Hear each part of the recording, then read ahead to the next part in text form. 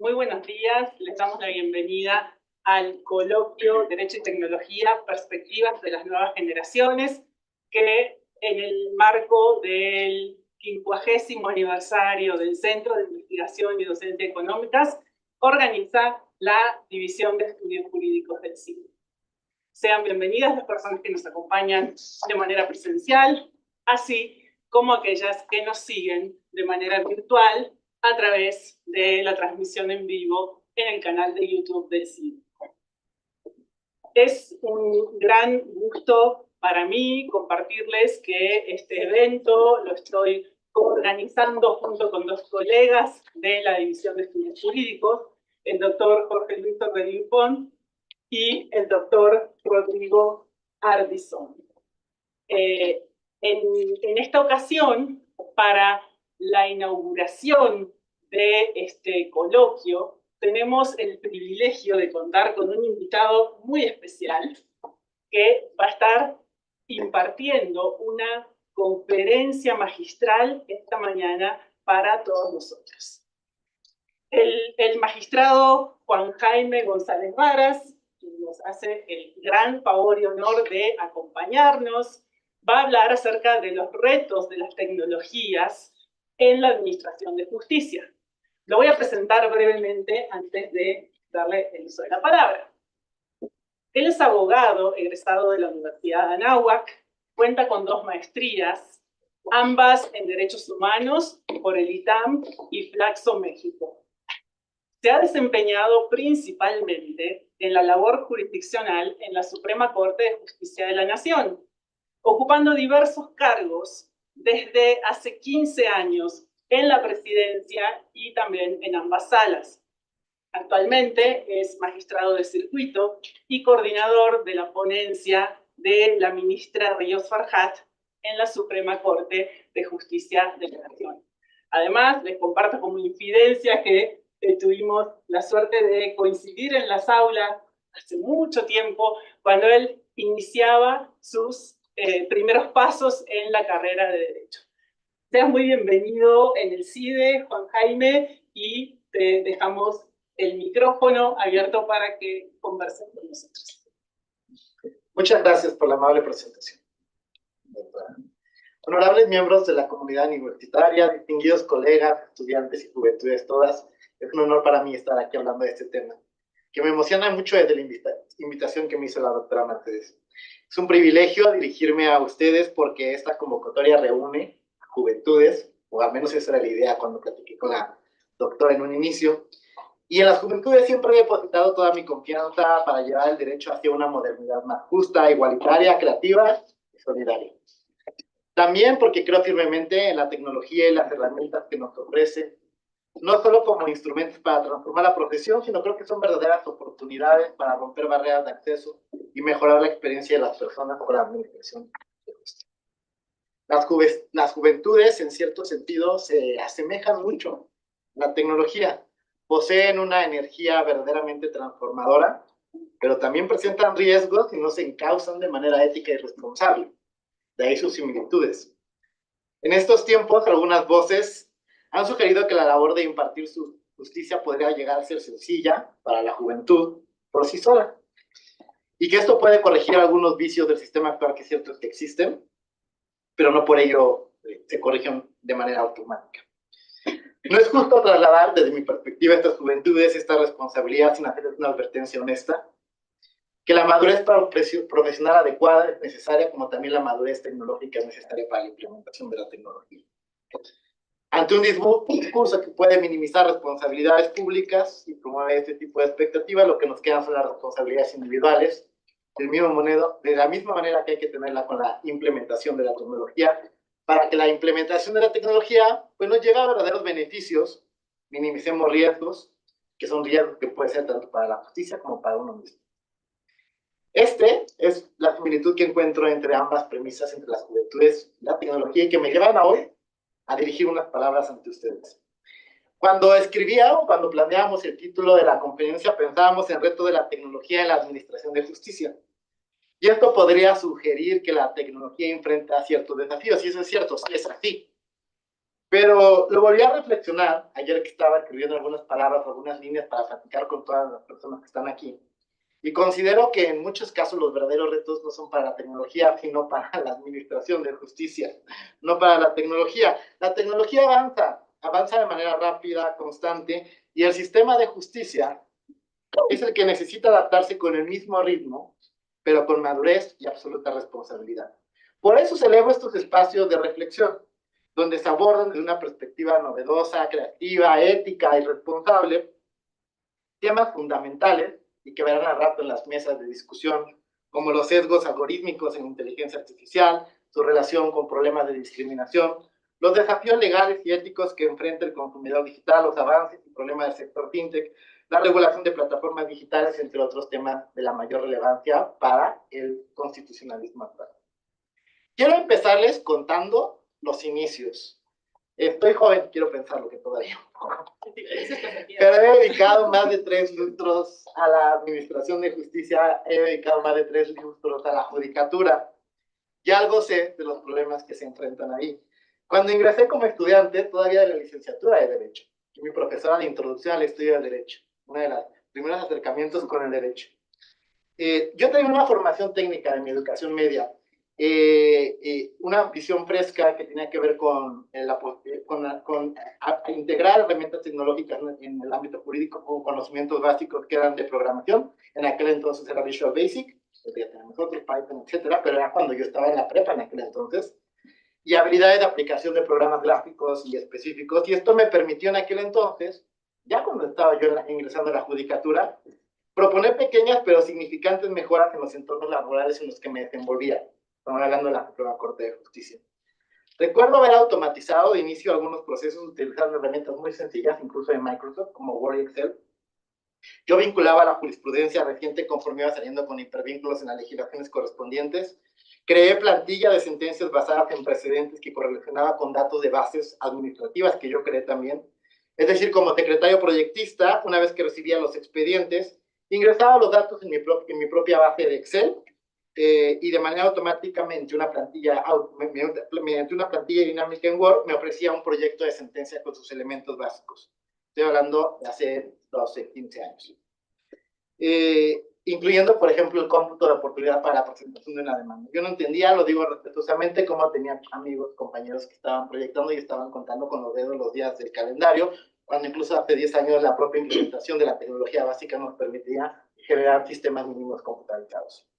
Pero hago estas reflexiones a cuenta de los problemas actuales que siguen viviendo en la administración de justicia.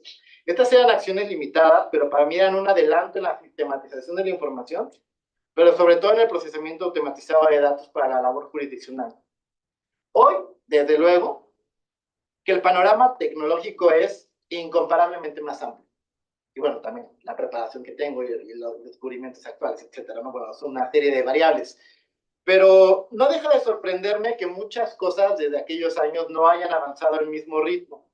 Por ejemplo, vamos a ser muy críticos de la situación actual.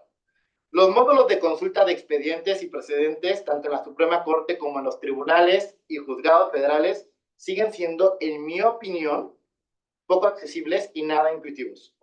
Encontrar, por ejemplo, un criterio obligatorio puede ser un desafío si no existe una tesis de jurisprudencia publicada en el Semanario Judicial de la Federación, una plataforma que a su vez en realidad no ha experimentado realmente mejoras en muchos años. Mucho se asemeja a unos prehistóricos discos que teníamos que se llamaban JUICE, no sé si a lo mejor los conocieron, que compilaban toda la jurisprudencia mediante calculadores, pero que en realidad siguen siendo muy similares, nada más con la ventaja del Internet y la actualización diaria que se puede encontrar en línea, pero no tienen realmente otro ejercicio de sistematización adicional. Por ejemplo, muchas sentencias del Tribunal Pleno de la Corte que se emiten en acciones de inconstitucionalidad quedan en muchas ocasiones fuera del alcance de los operadores jurídicos, y esto lo puedo constatar en mi experiencia de tantos años revisando sentencias de tribunales colegiados, las cuales no se invocan cotidianamente, porque las sentencias del tribunal colegiado, la sentencia del Tribunal Pleno, la Suprema Corte, generan un precedente obligatorio por mayoría calificada, pero no existe esta proyección, digamos, informativa de lo que entendemos por tesis de jurisprudencia en otros criterios que sí se dan en amparo. Y muchas veces estos criterios se pierden. Y se pierden Pues porque justamente no se puede encontrar tesis y sin tesis publicadas, estos precedentes se vuelven en muchos casos invisibles. Y aún con esfuerzos de otro tipo como buscadores jurídicos que no quiero menospreciar, la realidad es que incluso para las personas juzgadoras parece ser que sigue siendo un ejercicio complicado y esto es una barrera importante para el acceso a la información clave. Y si estos obstáculos son desafiantes para peritos en derecho, pues es fácil imaginar que para la ciudadanía resultan aún más complejos. Y el problema es que no solo se afecta a la consulta de criterios jurídicos, sino que se extiende a la falta de transparencia en diversos procesos judiciales. En un sistema ideal, o ideal desde mi perspectiva de la experiencia en la labor de la Administración de Justicia, en la labor jurisdiccional, deberíamos tener herramientas que reflejaran con absoluta claridad los plazos de resolución, las etapas de juicio, las personas que se encuentran en responsabilidad del expediente, en qué etapa se está desarrollando, y una relación más accesible y eficiente entre la justicia y las personas. Sin embargo, estas barreras, desde mi perspectiva, hoy siguen dificultando una comunicación y una transparencia correcta del sistema judicial. Lo que se puede identificar en muchos casos y en muchos otros, a veces romantizando, es la pandemia. Y ahorita voy a decir por qué digo que a lo mejor a veces la romantizamos mucho al interior del sistema de justicia. Y es que con la llegada de la pandemia nos vimos obligados a trabajar a distancia y a incorporar tecnología de la información en nuestra labor cotidiana. Esto es cierto. Sin duda esto representó un avance significativo, me parece que es importante reflexionar sobre ello, pero la digitalización del sistema judicial resolvió algunos problemas, pero dejó intactos otros, evidenciando que la transformación digital por sí sola no equivale a una reforma integral de la Administración de Justicia. Quiero mencionar 4 aspectos clave que yo identifico sobre el tema. El primero son los avances regulatorios y prácticos. No podemos dejar de ver que uno de los logros inmediatos de la adopción de herramientas electrónicas fueron regulados mediante acuerdos por el Consejo de la Judicatura Federal.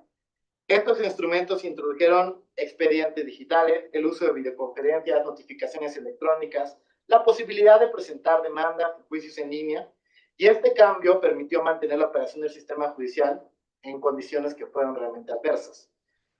Actualmente, incluso avances como los que se encuentran en el Código Nacional de Procedimientos Civiles y Familiares han institucionalizado de alguna manera estas prácticas y nos permiten o nos ofrecen modalidades digitales como una opción continua y a futuro. Sin embargo, y de ahí la crítica o la reflexión que quiero que hagamos, y lo vinculo un poco con los primeros ejercicios de sistematización y automatización, con herramientas muy básicas que les decía yo al inicio de mi carrera en la administración, que en muchos casos, aunque la tecnología está disponible, su implementación no está siendo realmente estratégica. La digitalización, en muchos casos también permite replicar procesos existentes sin transformarlo, y muchos casos también ha arrojado la burocracia al entorno digital. Con esto pasa el punto número 2, que es la falta de automatización de los sistemas, y es un problema persistente. Un ejemplo claro, por ejemplo, para que lo entiendan, en la labor de la Administración de Justicia, son los procesos de acuse y recepción de expedientes. Cuando un expediente ingresa a un proceso jurisdiccional, pasa por muchas, vamos a decir, autoridades responsables, no en el término de amparo, sino muchos servidores públicos responsables que intervienen. Y incluso muchas áreas, desde una presidencia que tiene que emitir un acuerdo sobre la admisión y desechamiento de recursos, hasta que lo turna un ponente para su resolución, etc. Es decir, este expediente no es como que siempre le llega a la persona juzgadora de primera mano, porque eso es lo que piensa la ciudadanía. Y claro, la carga de los tiempos, aunque pasa por muchos lugares, la ciudadanía no lo tiene claro. Y no podemos culpar a la ciudadanía, porque quien tiene que ser empático con la ciudadanía somos las personas juzgadoras. Sin embargo, sí falta transparencia aquí. ¿Qué es lo que pasa? Los expedientes físicos pasan de un lado a otro, requieren, vamos a ponerla así de manera sencilla, una cadena de firma, por decir algo, ¿no? Pasa, en lo que uno hace un acuerdo, pasa otro, hasta que está en un estado de resolución. Pero con la digitalización de los expedientes, en la Administración de Justicia, en realidad esta dinámica no hizo un esfuerzo por automatizar procesos, sino que trasladó los mismos procesos físicos de acuse al correo electrónico. Entonces, estos mismos procesos manuales y físicos se replicaron en la era digital, únicamente digitalizando, es decir, mediante un expediente electrónico, lo que había antes del papel. Y bueno, el medio ambiente nos lo da a agradecer y qué bueno por eso. Pero la realidad es que tampoco hay un aprovechamiento óptimo de la tecnología en la eficiencia de los procesos internos. Si nosotros lo hubiéramos repensado esta oportunidad de manera distinta, algunas herramientas como Business Process Management Systems podrían habernos reducido significativamente estos trámites, cosa que no hemos hecho después de muchísimos años, en realidad. Seguimos trasladando esta burocracia hacia arriba. Y tenemos tecnología, yo creo, existentes actuales, este fue un ejemplo, pero tenemos bastantes, que nos permitirían generar procesos automáticos que eliminarían tareas repetitivas, que minimizarían errores humanos, y que nos permitirían, por ejemplo, asignar un expediente automáticamente al área, con los acuses respectivos, con la misma firma electrónica que ya tienen los servidores públicos, etcétera, generando un entorno de seguridad, pero eficientando los tiempos para la resolución de los asuntos. Vámonos a datos. Vamos a ver un ejemplo concreto. Y les decía yo que la ciudadanía a veces cuestiona la tardanza en la resolución de los asuntos, con toda la razón. A las personas cuando presentan su demanda, para ellas les empieza a contar el tiempo desde que la presentan. Para la idea y la sensación de justicia de la ciudadanía, su asunto está en un tribunal desde que presenta la demanda. Las otras son justificaciones internas y problemas de la administración que ahorita vamos a intentar dialogar para resolverlos, pero la persona tiene una sensación de justicia desde que presenta la demanda. En un ejemplo, por ejemplo, sobre la administración de los expedientes en la Corte, en la práctica y poniendo algunos datos sobre la mesa, y tenemos muchos asuntos de resolución en la Corte, ¿no? Pero uno de los más comunes son los amparos directos en revisión, que son recursos excepcionales que se presentan contra sentencias definitivas dictadas por tribunales colegiados de circuito.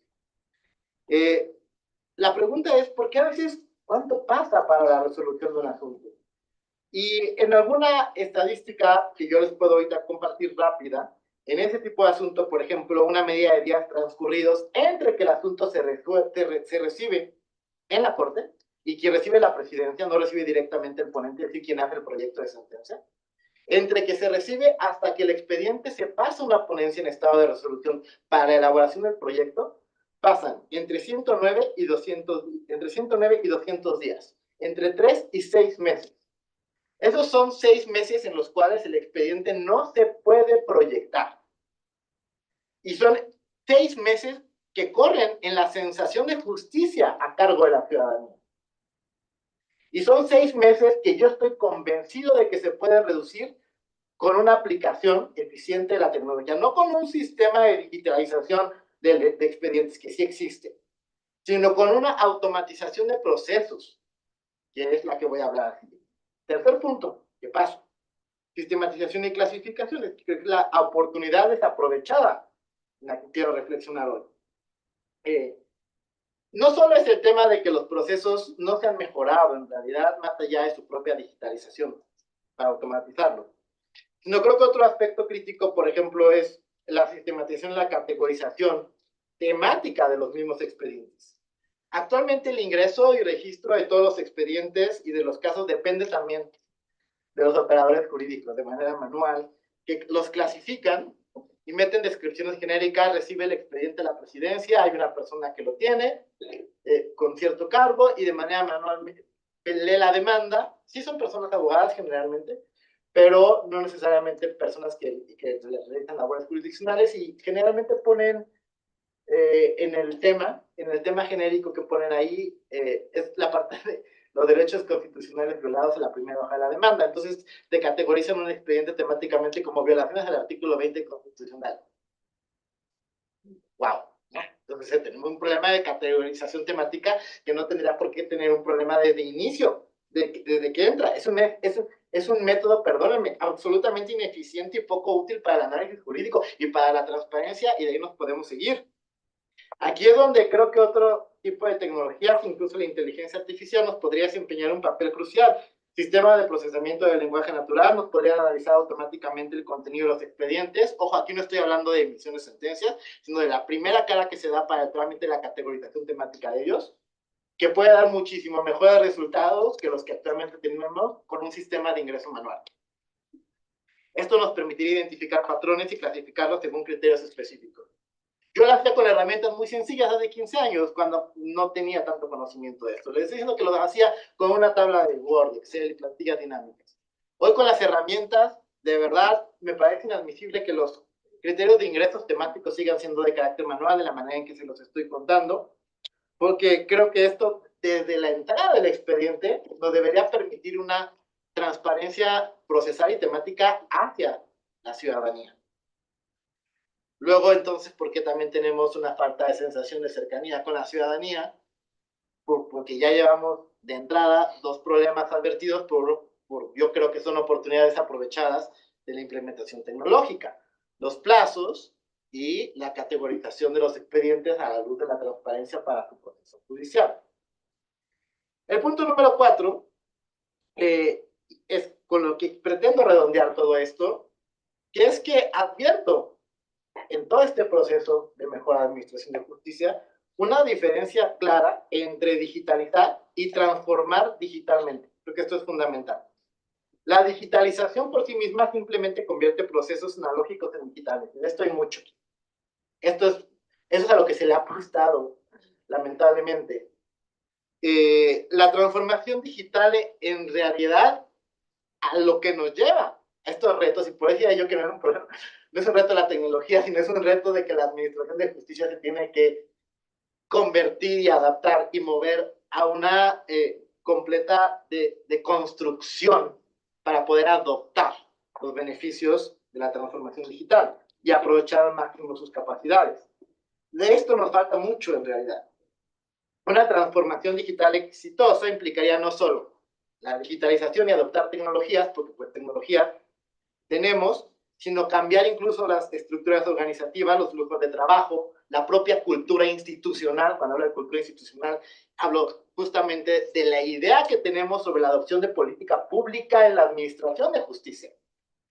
Y en el caso judicial, esto debe incluir, por lo menos de mi perspectiva, interoperabilidad entre sistemas, es decir, que permita comunicación automática entre distintos tribunales y áreas, portales accesibles a la ciudadanía, es decir, interfaces que tienen que ser intuitivas para que faciliten la búsqueda de información, plazos, resoluciones y criterios jurisdiccionales, y sistemas de análisis predictivo. Herramientas que utilicen inteligencia artificial para predecir incluso tiempos de resolución, identificar posibles conflictos normativos, clasificaciones temáticas, entre otras.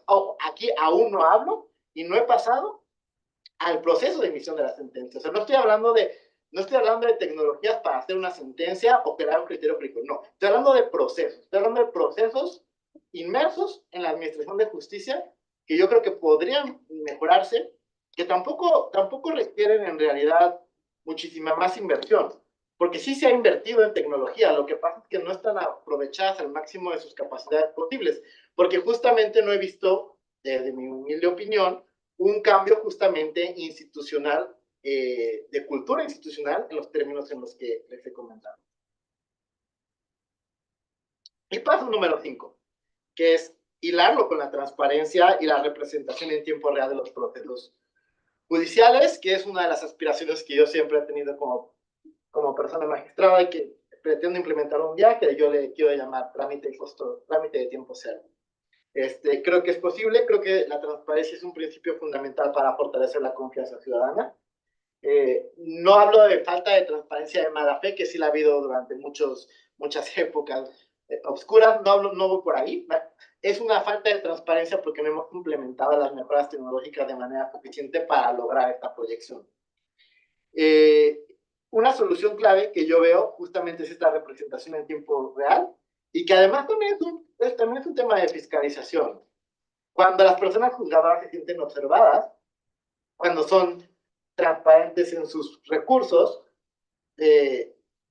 ya estoy yo aquí ya como la inteligencia artificial alucinando un poquito porque no tengo un estudio metodológico para afirmar lo que voy a decir después, pero lo tendré después, pero quiero pensar que se respetan más los tiempos de resolución. Porque no, ante la transparencia y la exhibición de los tiempos de un trámite de expediente, imagínense ustedes que puedan ver dónde está el expediente, quién lo tiene, por qué está atorado, y que diga, oye, ¿por qué este juez, por qué este magistrado tiene mi expediente 6 meses ahí? O sea, ¿qué falta ahí o qué o por qué, no? O sea, a lo mejor se respeta, porque plazos judiciales tenemos, lo que pasa es que en muchos casos no se respetan, ¿no?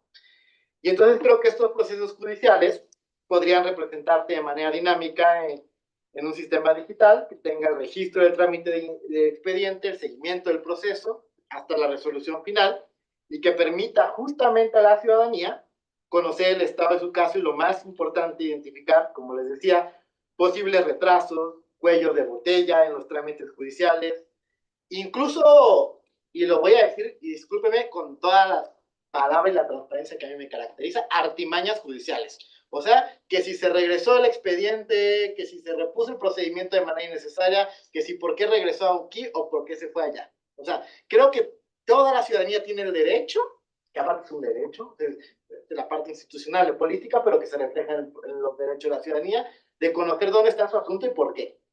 Claro, con la debida protección de datos personales, que es una cosa del otro mundo, ¿no? O sea, tenemos que tener esa debida protección, pero incluso en términos de metadata, por supuesto que podríamos hacer un análisis estadístico de cómo están funcionando los tribunales y los juzgados a nivel federal y cuáles son los resultados, lo cual me viene a colación de que va a ser muy importante con la reforma judicial.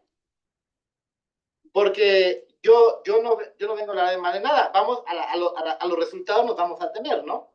Entonces, órale, está perfecto, pero entonces hay que implementar sistemas que nos permiten una evaluación efectiva del perfil judicial, ¿no? Si están solucionándose, si están saliendo los asuntos, si están tardando, ¿por qué? Yo creo que el futuro de la judicatura, para bien o mal, para bien o para mal, tiene que tener una absoluta transparencia para poder realmente medir los resultados que tenemos a futuro. La reforma constitucional está, ¿no? Hay que medir resultados, hay que apostar los resultados, pero hay que apostar una transparencia desde ahorita.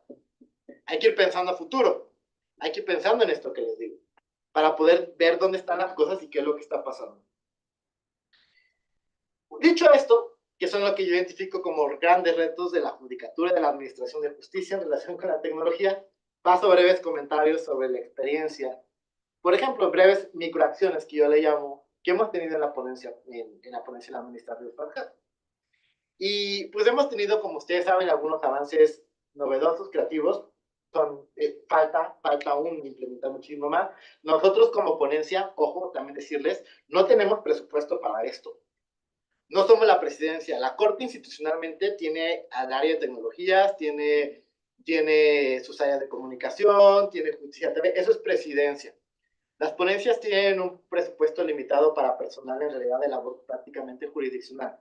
Entonces, estos logros, estos pequeños logros como los que hemos comentado, como la creación de un sistema de difusión de sentencias y proyectos con inteligencia artificial como Héctor Juan a costo cero, en realidad implicó tiempo y espacio de las personas que colaboramos en la ponencia con ganas de cambiar las cosas. También cuando me dicen, pues esto es un chat GTP, pues a lo mejor sí, pero bueno, mejoramos el código, le pusimos una interfaz intuitiva y amigable al público. ¿Quién de ustedes está haciendo otra cosa con esto? ¿No? O sea, estamos dedicando nuestro tiempo y espacio a costo cero sin dinero público para mejorar procesos a la posibilidad de nuestro alcance. Esto fue un gran avance. Y que aparte implica transformación, y con esto voy porque es muy importante la cultura institucional. No solo es aparecer así a la inteligencia artificial, hubo que sentarnos a crear bases formativas con abogados. Yo identifico cuando menos 3 etapas principales. La formativa, la adecuación y la instrumentalización, para que Sor Juana pudiera funcionar con estos proyectos de sentencia. El primero, que es la formativa, tiene que ver con una crítica al estudio de la abogacía tradicional, a las sentencias tradicionales. Las sentencias tradicionales sin hechos y que eran incomprensibles no sirven como un insumo realmente para el procesamiento de datos, porque si tú le metes una sentencia incomprensible, pues la inteligencia te va a arrojar algo incomprensible o algo alucinante, porque también alucina, ¿no? Pero a lo que voy es que no te va a servir el procesamiento de la información bajo esta herramienta. Hubo que mejorar con la abogacía de la ponencia la manera de presentar una sentencia. Desde que los hechos fueran preferentemente lineales, con oraciones simples, del pasado al presente, muy estructuradas, con los hechos muy contados. El segundo paso, también hubo que mejorar las versiones públicas. ¿Por qué? Porque el insumo que metemos a la inteligencia artificial, en este caso, son versiones públicas, no trabajamos con sensibilidad de datos personales. se tiene que hacer una versión pública que no contiene datos personales para no poner en riesgo justamente o comprometer datos que no tengan que ver con la difusión. De manera que estas versiones públicas tuvieron que ser también transformadas, porque antes tenían una serie de asteriscos que las eran incomprensibles y yo meto una de estas versiones públicas de hace algunos años a no hace unos años. Todavía algunas ponencias lo hacen así, no la nuestra. Pero si meto una de estas versiones incomprensibles con asteriscos, igualmente no me va a procesar nada. Voy a poner asterisco, asterisco, le dijo asterisco. No es un insumo favorable. Pues hubo que hacer la formativa con la abogacía, la adecuación y la instrumentalización, la educación y luego finalmente la instrumentalización. Primero las versiones públicas donde pusimos elementos digitales muy sencillos, ¿no? Algunos hipervínculos, algunos códigos QR, y luego ya empezamos justamente a trabajar con inteligencia artificial en una interfaz amigable, con herramientas de acceso abierto al público, programas de procesamiento del lenguaje, y la verdad es que tampoco nos colgamos mucho de las herramientas ya existentes, ¿no? Modificamos algunas cosas, pero no es que sea una plataforma diseñada de cero. Aquí transparentemente puesto en la página correspondiente. El uso de estas tecnologías me lleva, y ya con esto voy cerrando algunas ideas, que me lleva a las premisas de mis conclusiones. El uso correcto de, ya advertimos los problemas que yo veo, que se la resumiría en una frase, que es que la digitalización no es un sinónimo de transformación digital y que nos falta mucho para no nada más conformarnos con el expediente electrónico y la digitalización de estos procesos, sino hay que transformarlos para volverlos verdaderamente automatizados y eficientes. Esos son los problemas, les cuento la experiencia personal, y ahora vamos entonces con algunos lineamientos más abstractos que creo que nos pueden ayudar, ¿no? Creo que la inteligencia artificial, por ejemplo, entre otras herramientas, nos permite la democratización y la eficiencia. No la democratización solo por el hecho de democratizar, que nos permite la herramienta en términos, por ejemplo, de difusión, de simplificación, de contar las cosas, sino porque estoy convencido de que si mejoramos los procesos, en los tiempos, en la transparencia, la sensibilidad de justicia en la ciudadanía va a ser distinta. Otra afirmación, que es la hipótesis de metodología de investigación. Sí voy a hacer esta investigación, en verdad sí la estoy haciendo, pero todavía no le puedo presentar resultados contundentes. Pero es mi hipótesis, más bien. Convencido, cuando digo convencido, es convencido moralmente. ¿No? Convencido en mis principios y en mi conciencia. Reflejada en una hipótesis de investigación respecto a la cual aún no tengo resultados. Yo sé que aquí hay gente muy prodigia de la metodología de investigación. Yo también la respeto. Por eso estoy haciendo el paréntesis. Pero estoy pues convencido en conciencia de que si mejoramos esto, vamos a mejorar esta sensación. O por lo menos vamos a romper un poquito este tema de cercanía de la ciudadanía y la judicatura, que honestamente sí estuvo muy separada por muchos años por grandes problemas como estos, ¿no? La opacidad, la falta de difusión, la incomprensión de las sentencias, que generaron una barrera de absoluta comunicación y que nos han puesto en el punto en el que estamos actualmente. Entonces, la vía es democratización del conocimiento jurídico, que nos permite mediante herramientas la difusión, traducir complejas sentencias en lenguaje comprensible, generando a lo mejor resúmenes automáticos. O sea, nos puede... Yo aún no estoy convencido del uso de inteligencia artificial para labores jurisdiccionales sustantivas en concreto. No estoy convencido. Tengo muchas reservas éticas, tengo muchas reservas incluso de seguridad, etc. Lo dejamos para después. Pero sí creo que es de mucha ayuda para su difusión, para la implementación de procesos, para democratización, por ejemplo, elaboración de resúmenes, mejoras a lo mejor de presentación de la información, creo que nos puede ayudar mucho y desde luego a la eficiencia de los trámites judiciales y que nos lleven a repensarnos una política pública en la era digital que desde la administración de justicia y de la judicatura nos permitan incluir cuando menos 4 puntos que ya advierto. El cierre de la brecha digital, es decir, garantizar la infraestructura tecnológica y conectividad incluso para regiones más vulnerables. La interoperabilidad de sistemas, a que ya había hecho referencia al principio de esta conferencia, es decir, crear plataformas integradas que permitan comunicación entre tribunales, juzgados, autoridades involucradas, Suprema Corte de Justicia, etcétera, incluso ahí con las cuestiones relacionadas o con las salvaguardas relacionadas, incluso a lo mejor, por ejemplo, la Defensoría Pública, etcétera, ¿no? un intercambio de era digital. Capacitación continua, asegurar que las personas jugadoras, jueces, la abogacía, el personal administrativo tengan habilidades para utilizar las tecnologías, que es una apuesta que creo que todos tenemos que tener. Y me da mucho gusto que ustedes estén aquí, porque son una nueva generación de abogacía que le apuesta a eso, a la multidisciplinaridad. Creo que es muy importante, aunque cada quien trae su área de especialidad, pero así vamos aprendiendo todas las personas juntos. Y que nos lleven, y con esto cierro, a una transformación del derecho e inclusive su enseñanza. La enseñanza del derecho debe evolucionar. No es un tema solo de tecnología, ¿no? Tecnología es una de las variables de la evolución del derecho que tiene que tener respecto a su enseñanza. Pero sí creo que debe evaluar, sí creo que tiene que evolucionar para preparar a los futuros juristas en un entorno tecnológico y en un entorno muchísimo más multidisciplinario, para tener contacto con otras áreas, porque esto también permite justamente la cercanía con la vida cotidiana de las personas, que no siempre están involucradas con temas jurídicos en abstracto. Ahí es donde aterrizamos realmente el constitucionalismo a la vida diaria de las personas, a través de este carácter práctico de cosas como las que estamos ahora dialogando aquí. Y que desde luego además, no está por demás que todos tengamos nociones básicas tecnológicas en todas las profesiones. Yo ahora hablo a título personal en la carrera de Derecho. Por ejemplo, nociones básicas de programación ahora en Python. Incluso la idea de programación desde la perspectiva de un diagrama de flujo, yo creo y soy un convencido de que da estructura mental. Yo cuando he trabajado con mis personas secretarias en la corte, incluso le decía, a ver, tú me estás presentando un proyecto, ¿no? Primero les puse a estudiar diagramas de flujo. Dije, ¿esto qué? Estudiar un diagrama de flujo. Pero un diagrama de flujo en serio, no un diagrama de flujo, un dibujo raro, no, un diagrama de flujo como se entiende un diagrama de flujo.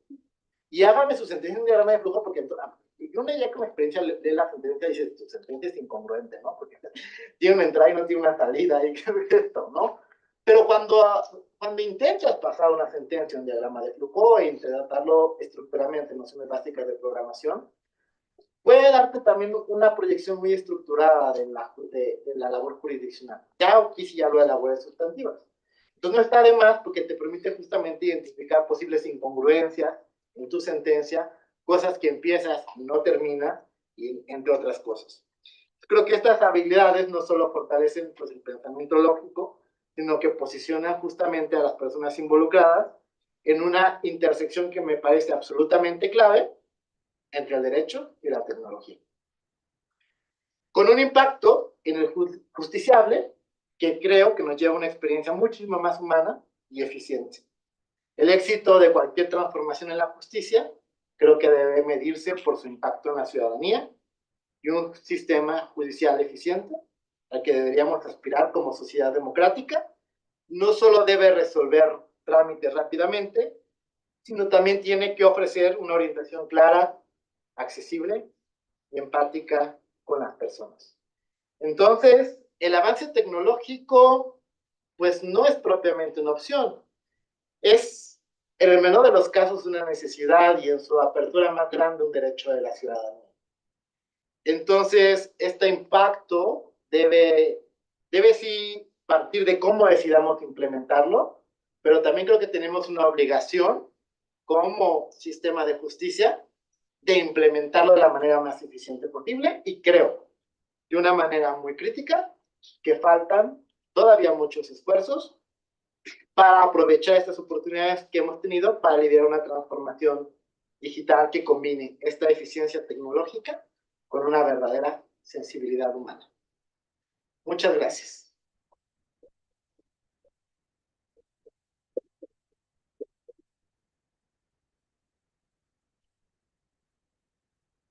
Muchísimas gracias, Jaime.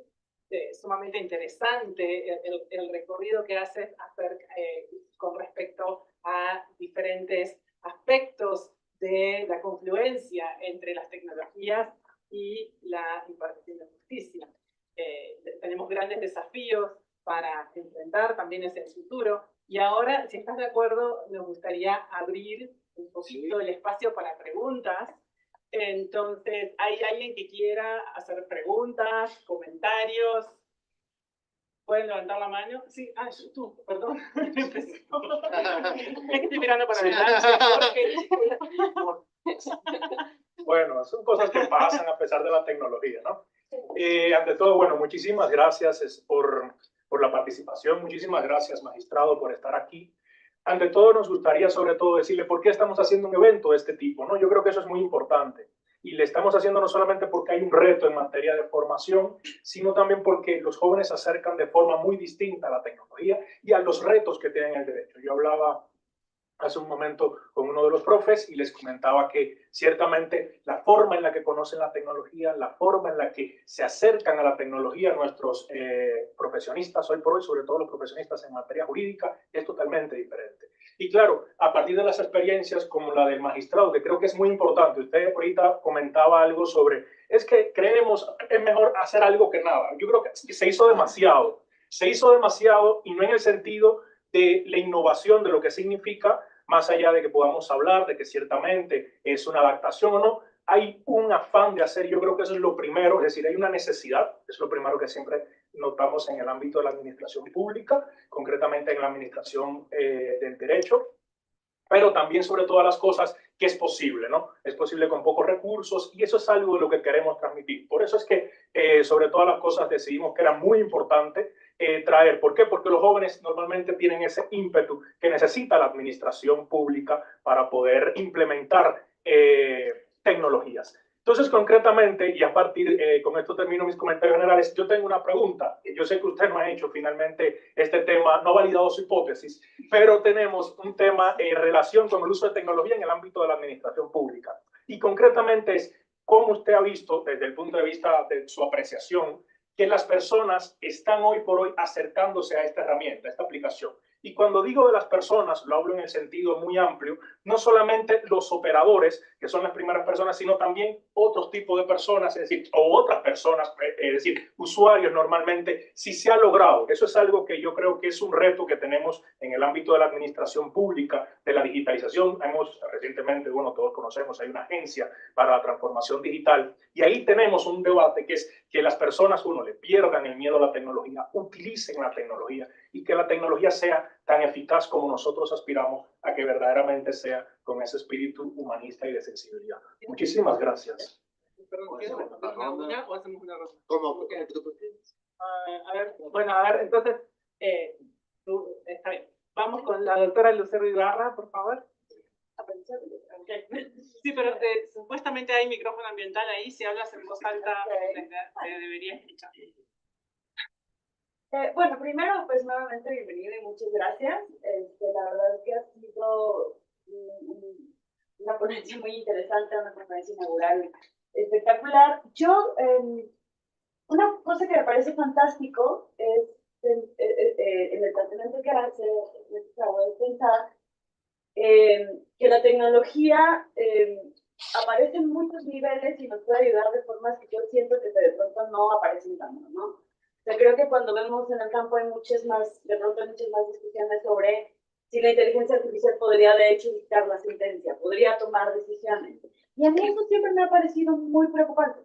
Me parece muy preocupante porque efectivamente cuando lo vemos desde los estudios de cultura jurídica, una cosa que vemos frecuentemente es que todos estos elementos de la gestión que puede pensarse más burocrática de la justicia son esenciales para la experiencia de las personas que se acercan a los órganos jurisdiccionales.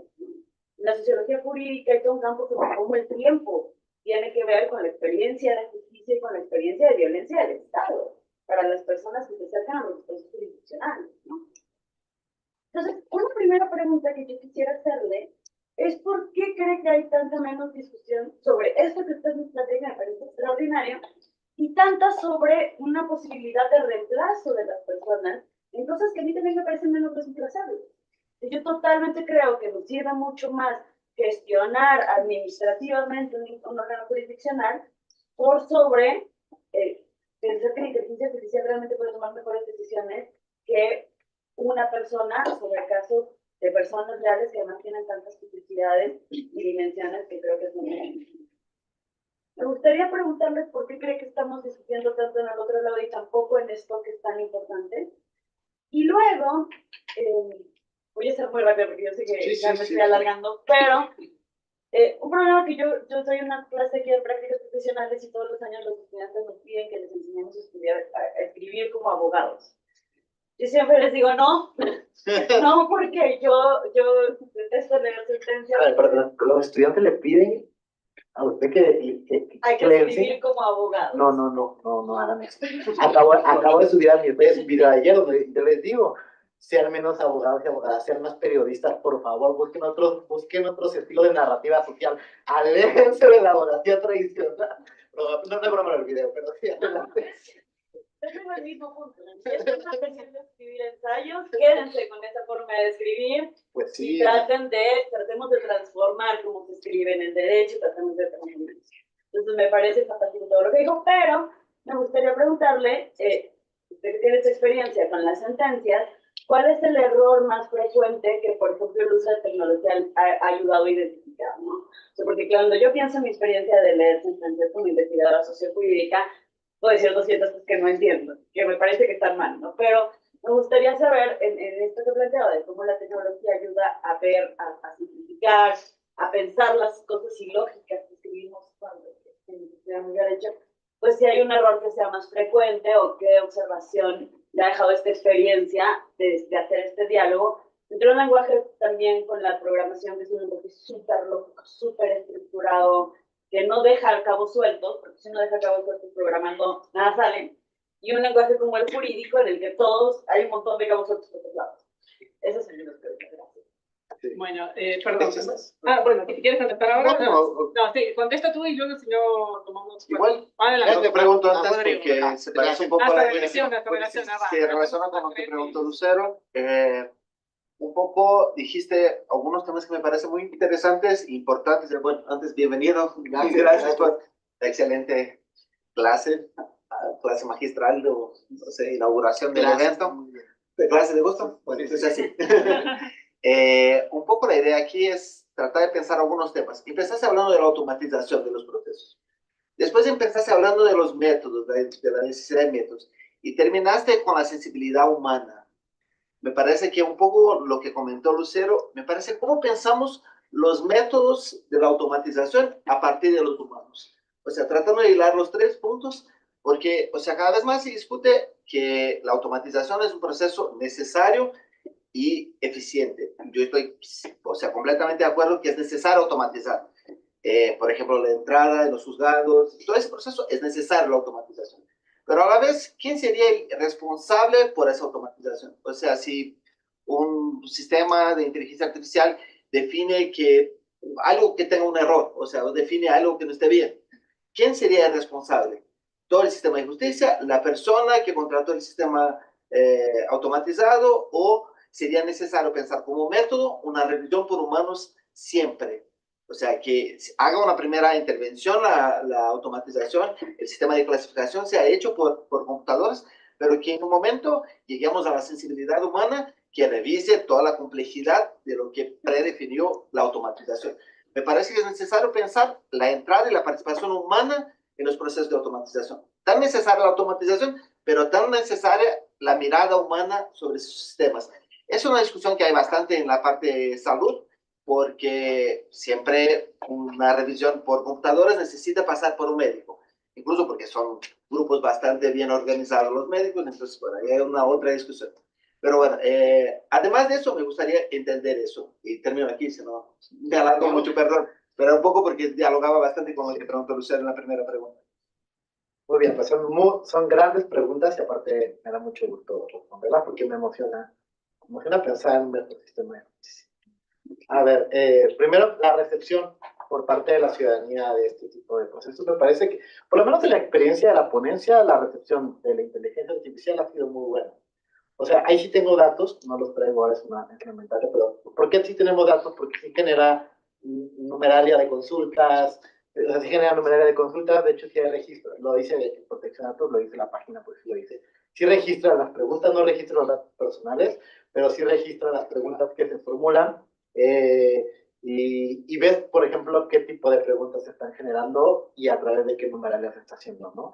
aproximadamente. Digo, desde luego que varían la numeralia, y es una pena que no se las traiga, pero varía ¿por qué? Porque hay asuntos que de luego son más mediáticos, más interesantes, en los que tienen 5,000 consultas y hay unos que llegan a 300, ¿no? O sea, ya es el asunto más que salió en las noticias, alguien lo va a buscar y le está preguntando todo, ¿no? O a lo mejor sí puedes saber además si son multitudes de usuarios o el mismo usuario el que está platicando internamente con tu hermana porque a lo mejor hay insomnio y le pregunto 100 cosas, también lo podemos saber. Porque no es lo mismo cantidad de preguntas y cantidad de usuarios, ¿no? Hay veces que tienes mucha cantidad de preguntas, pero esto implica que a lo mejor alguien se puso a platicar con la sentencia y a entrevistarla. Lo cual está muy bien, no era crítica, era comentario. Pues la recepción es muy buena, tenemos aproximadamente en cantidad de usuarios 3,000, 3,500 mensuales, que estamos hablando aproximadamente de, puede variar también la cantidad de asuntos que tenemos para proyección, o sea, como versión pública, que generalmente son entre 1 y 2 por sesión, no son todos los proyectos, no todos los proyectos tienen versión pública porque no todos están obligados a una ley de amparo, pero nos parece una buena recepción. Creo que además la utilidad o la manera en que se ha utilizado es más en términos de difusión. Lo ves por la calidad de las preguntas, ¿no? Algunas preguntas, lo ves una ya que están muy de abogado y dices, bueno, o sea, como que ya está queriendo sacar la tarea de aquí el estudiante, la verdad. Pero esta otra persona que está haciendo un esfuerzo de difusión, o está tratando de consultar, o está viendo hasta dónde, ¿no? Creo que la recepción es buena en la medida de lo posible que hemos tenido para la difusión y estamos contentos con eso. Creo que también ha animado a que las personas pierdan un poco el miedo y la barrera como de adentrarse, ¿no? Y entender que además el derecho y puede ser creativo y puede ser entretenido también. Y que lo podemos incorporar a nuestras vidas porque es entretenido también. O sea, romper con esta parte de que el derecho es aburrido, de que el derecho es una formalidad, de que no toque mucho el magistrado, de que Juan Jaime está ahí. Y cosas así. No, muchas gracias, doctora. Era broma, doctora. Ellos ponen nada más su nombre y me ponen aquí magistrado. Digo, igual, eso ya, Juan Jaime está bien. Bueno, pero ha sido muy buena recepción. Y atendiendo a las preguntas, de acá estas preguntas también son importantísimas. Primero, con la última, cuando hablaba yo de implementación de tecnologías como para detectar errores, no me refería yo como a un sistema de automatización de detección de errores en los procesos, ¿no? Sino más bien que en los principios básicos de programación, incluso un poco más estructurado de la enseñanza misma de la programación, permitía estructurar. Pues, por ejemplo, en términos generales jurídicos, uno de los principios básicos de toda sentencia, ustedes saben que debe ser la exhaustividad y la congruencia interna y externa de toda sentencia. Entonces, claro, aun cuando el lenguaje de programación, como decía, puede ser cuadrado, esto no implica, esto es muy distinto a la manera en que escribimos la sentencia y sí te pasa por la otra parte, pero lo cierto es que sí te permite detectar si tu producto tiene lógica, y en qué términos se está exponiendo la lógica, ¿no?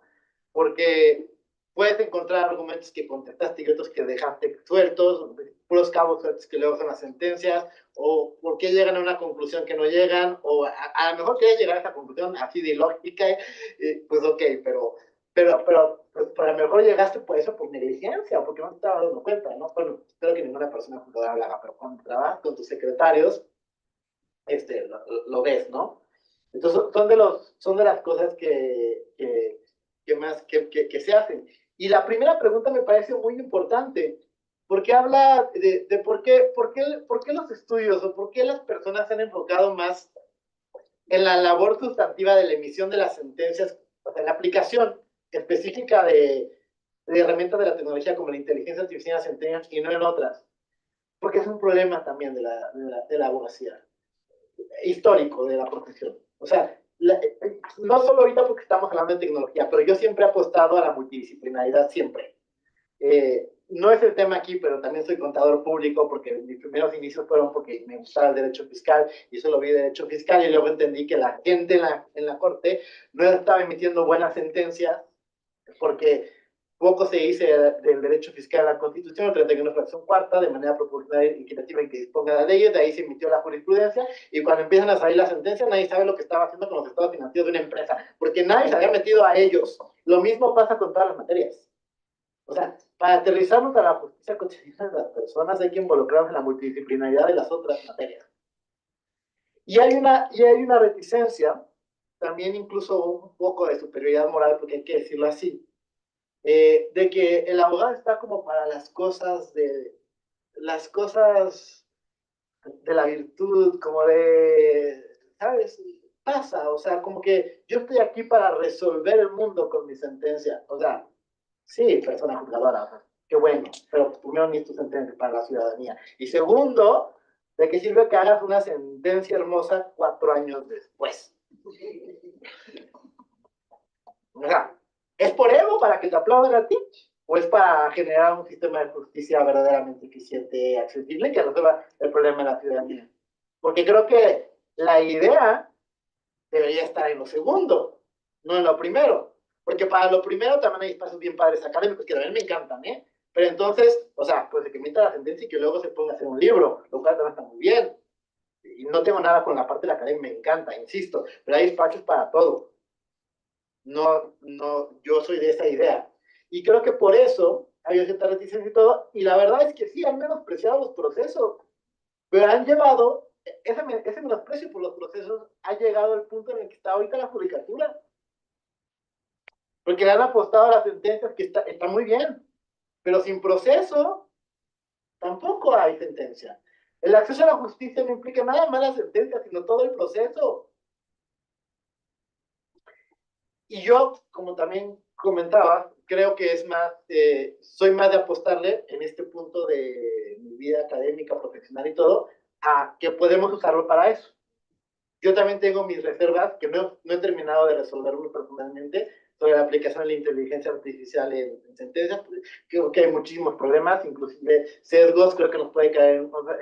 Es otro tema, no me voy a meter ahí todavía, que sí me gusta manejarlo, pero es otro tema, pero creo que es muy complicado y puede ser muy delicado. No sé si en algún momento, creo que no es el momento, pero creo que el momento sí es para otra cosa, para difusión, para transformar, para acercarnos y para mejorar procesos. Y retomo entonces acá la última pregunta, que me parece importantísima. Sí, sí traigo una parte aquí, nada más que sentía que ya se me estaba yendo el tiempo y ya corté algunas partes. Pero sí, a ver, primero, sí debe haber supervisión humana. Desde luego que debe haber supervisión humana. Sí. De hecho, dentro de la perspectiva de la implementación de herramientas, hablando de tribunales o juzgados, el responsable siempre va a ser el titular, por ejemplo. ¿No? Magistrado, juzgado, no importa. Porque un magistrado es responsable de todo su expediente desde que se ingresa la demanda. No hay de otra, incluso de la propia publicación de la sentencia pública. Yo mismo en la ponencia, usando todo pasa por mis ojos. Pero todo, y luego lo de la ministra. O sea, la supervisión humana es indispensable. Ahora, claro, hay procesos mucho más delicados que otros, ¿no? La verdad es que la categorización temática de un expediente no va a poner en un riesgo, digamos, severo de poca administración de justicia a la persona. De hecho, a como estamos ahorita hablando, a como está la categorización actual de los expedientes, o sea, ni categorizados están, oigan. O sea, mejor que se categoricen de alguna forma. O sea, lo que voy es, si hubiera un riesgo de la categorización porque le puso, no sé, delito donde dice que no va a pasar nada, el expediente se tiene que resolver y se tiene que resolver a través de los casos y las sentencias, ¿saben? No va a pasar nada. A como estamos, les digo, no, va a mejorar incluso la transparencia y todo. Si hubiera, y es que justo hay que buscar los niveles de responsabilidad sobre las decisiones que se están tomando, ¿no? Para identificar siempre el riesgo que hay sobre una responsabilidad posible del encargado de eso, pero el encargado siempre va a ser por supervisión humana el titular del órgano de la Administración de Justicia correspondiente, aun cuando haya muchas partes involucradas. Y no, desde luego que no podríamos culpar a los sistemas de automatización. Yo creo que incluso hay procesos que se pueden automatizar con supervisión humana. Por ejemplo, hay muchos procesos recurrentes, ¿no? Algunas admisiones sencillas, algunos trámites que te permitían. ¿Te acuerdan que les conté cuando yo les contaba, cuando yo les hacía mi remembranza antigua, que sacaba yo mis primeros proyectos con una plantilla dinámica de Word, con una base de datos en Excel? Claro, no era ese un proyecto de sentencia, era un saque ya avanzado. pero que justamente ahorraba, ¿qué? 3, 4 horas cuando yo solo era proyectista o más, porque pues ya no tenías que como, yo ya tenía mi estructura de cómo me gustaban las cosas y ya me arrojaba algo sobre lo que yo podía trabajar. Un poquito igual, hay acuerdos de trámite que podrían tener un buen saque y obviamente ajustarse con la supervisión humana correspondiente, siempre tiene que haber supervisión. Estamos hablando justamente de expedientes que son vidas humanas, que son procesos humanos, de la justicia, que incluso a veces involucran la libertad, el patrimonio o derechos humanos de las personas. Entonces sí tiene que haber una supervisión y que además no podemos diluir en ningunos términos la cadena de responsabilidad que sigue siendo los mismos vigentes aquí a los de ahora. Todo lo que pasa con un expediente es imputable en términos de responsabilidad a la persona juzgadora correspondiente, juez, jueza de distrito, magistrado, magistrada, ministro. Algo que hubiera algo muy ajeno, ¿no? Un robo, o sea, que entrara mismo, no sé, ya, casa de fuerza mayor otra cosa, pero en el trámite uno se hace responsable. Bueno, a ver, un par de preguntas más. Ahí tenemos Sí, nada más que las tres breves. Ahí atrás. Si te presentas, por favor. Gracias. Voy a ser muy breve. Estoy convencido de que en este tema de la automatización, son bastante complejas. Para mí uno de los más importantes es justo, hablando ya más de una liga, que justo abogados están cuándo nos van a relevar las a que hoy buscamos la justicia o aplicamos la justicia. Yo lo resumo en dos cosas. Uno, el programa, la parte puede ser responsable de una sentencia si es que la aplica una IA. No quiero caer en temas filosóficos, pero creemos en para lo que uno se puede a otros partiendo de cierto.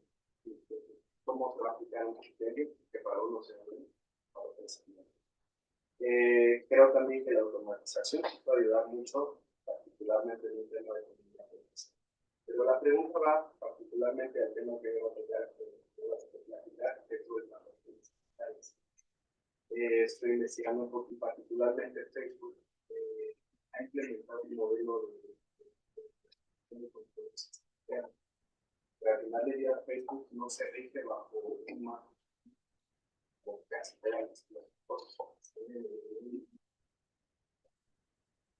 no sé si en este punto, le pregunto a usted, magistrado, ¿qué piensa acerca de esto arrojar la decisión que puede, por así decirlo, que el nombre del tribunal interno de Facebook, justo en días de la protección de los derechos humanos de quienes intervienen en esta protección? Si además, lo que usted, estas controversias se deben de respetar o bien, ya de una buena vez que nos estamos qué va a pasar en el sistema mexicano judicial para resolver todos estos conflictos que se van a desarrollar a partir de la implementación de la nueva convivencia. Gracias. La siguiente, adelante. ¿Qué tal? Alfredo Galde de la Facultad de Derecho. Usted mencionó que la IA democratiza la justicia. Y bueno, aquí hablando de la ética de la IA, hay dos posturas, los bioconservadores y los bioprogresistas. Sabemos, los bioprogresistas están a favor del uso de la IA, pero una postura de los bioconservadores es que la IA no democratiza la justicia, sino que aún se mencionan que va a abrir aún más la brecha entre los países en vías de desarrollo y los países en desarrollo. Sabemos que Estados Unidos, China y la Unión Europea son los países que más están invirtiendo en el análisis y en la investigación de la IA. Entonces, muchos países, por ejemplo, en México, pues existen millones de personas que no tienen ni para comer, no tienen ni agua potable, y nosotros ya pensando en automatizar estos sistemas de IA. Entonces, ¿usted qué opina sobre esta postura de los bioconservadores? Y la segunda pregunta es, la transparencia, usted mencionó, la transparencia en el Poder Judicial es un pilar fundamental. Yo creo que no solo en el Poder Judicial, ¿no? También en el Poder Legislativo y en el Ejecutivo. Pero, ¿cómo lidiamos con la realidad del país? ¿Cómo lidiamos con la realidad del país y con la situación del gobierno actual, que pues hasta quiere extinguir el INAI, ¿no? ¿Cómo lidiamos con esta cosa? Gracias. Y la última pregunta breve aquí. Sí, yo, Armando Telles Gamboa, de la Universidad Autónoma del Estado de México. Aquí entra una pregunta. La inteligencia artificial abre la posibilidad de la injusticia. ¿En qué sentido? En la práctica de voz de los abogados caminantes del pueblo, que dicen hay que automatizar todo. Y el Estado de México establece los tribunales medicales. Toca el desahogo de la prueba confesional. Pero pues si aquí está el señor pasancito y al testigo le pones aquí qué tiene que decir, ya los de por sí ya están aleccionados. La inteligencia artificial abre la posibilidad de que se abra más esa brecha. La segunda brecha es que se abre es que a los abogados ya grandes, yo le digo a los viejitos que todavía hacen sus escritos a máquina de escribir, me dicen, ¿y cómo saco la firma electrónica de la firma? Entonces, de alguna manera, la justicia no se va a acceder de forma más rápida, al contrario, se va a segregar más, va a ser rápida, pero se va a segregar más para personas que no saben usar la tecnología. Va a haber una tendencia a la injusticia, porque el ser humano es mañoso de naturaleza, y es tramposo y es cochino, y la va a ocupar para su beneficio. Entonces yo como abogado, pues yo la voy a ocupar, yo me voy a callar, vamos a hacer esto. Y otra cuestión sería importante de analizar, que yo le menciono, yo le pregunto, ¿los procesos de transparencia abren más a la democracia o es necesario un gobierno autocrático como el que se va a venir ahorita en estos tiempos? ¿Es necesario la democracia para que exista estabilidad o es necesaria una autocracia para que no exista tantas cuestiones de que pudiese decir una cooperación en los tres poderes? Muchas gracias. Voy a intentar contar brevemente porque tengo que también correr para atender el tema de la oficina. A ver, me preguntaron cosas ya, o sea, casi que para resolver la panacea mundial aquí, el gobierno instituto, a ver, pero primero vamos acá con el tema de Facebook. Bueno, pues habrá que esperar, todo va a ser, obviamente, casi que hay que ver cuál va a ser el edificio o la ruta a seguir. No sé si usted esté cómodo con eso o no. También, ahora yo les diría, depende de qué abogado y a quién defiendo. Vamos a defender que se acepten los acuerdos conciliatorios o vamos entonces a intentar generar una vía de litigio. Puede ser Facebook incluso autoridad responsable para que esto se amparo, sí, no, ¿por qué? ¿En qué términos? ¿Qué es lo que está resolviendo y respecto de qué? ¿Cuál es la materia del juicio de la conciliación? ¿Cuál es el motivo de queja? Etcétera. Tenemos tantas variables y tantas vías para explorar que la verdad es que no hay una respuesta única. Respecto al tema número 2 que preguntaban acá. Bueno, cuando yo hablo de democratizar, a ver, primero decir como una tema general, aquí nadie viene a romantizar tampoco la inteligencia artificial, no es la panacea y no estoy diciendo que todo sea bondad. Yo vine a exponer obviamente una postura que me parece práctica, una postura viable y una postura que permite justamente una aplicación que me parece ética y eficiente de la inteligencia artificial en un aspecto muy claro, que es el proceso de la aprendizaje.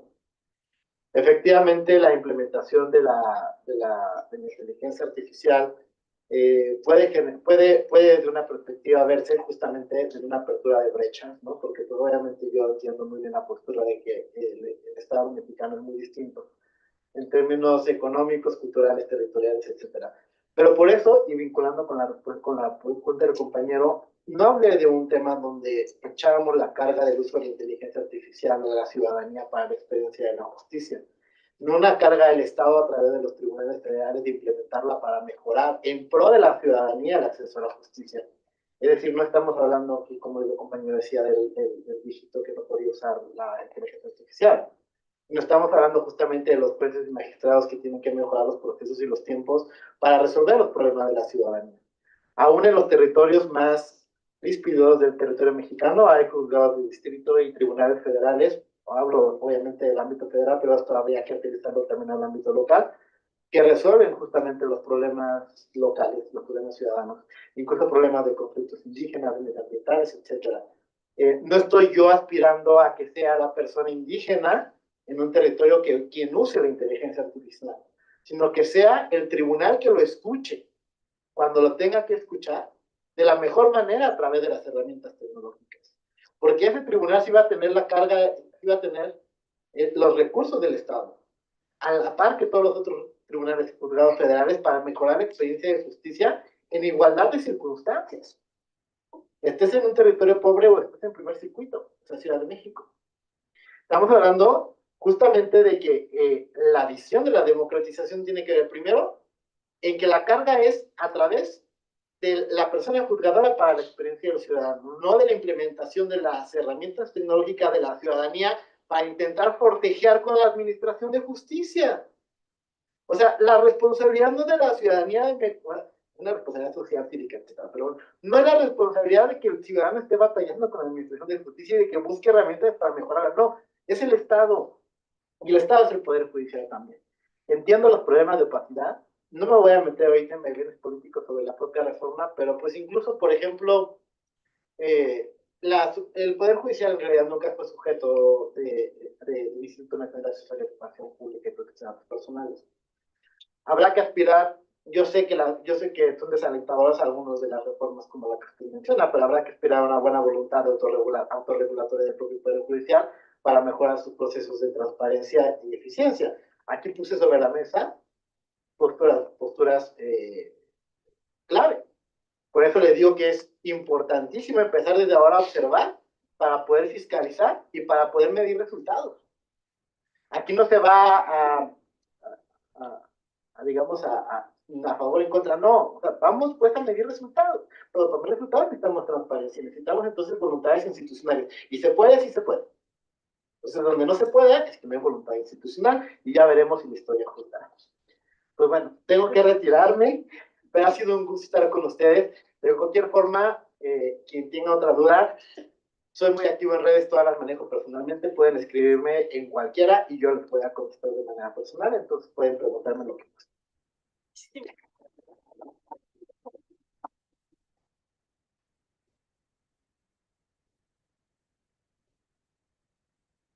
Muchísimas gracias, Juan Jaime, por esta excelente manera de inaugurar el coloquio de Derecho y Tecnología, Perspectivas de las Nuevas Generaciones. Y antes de que te vayas, rápidamente te vamos a dar un reconocimiento y un presente.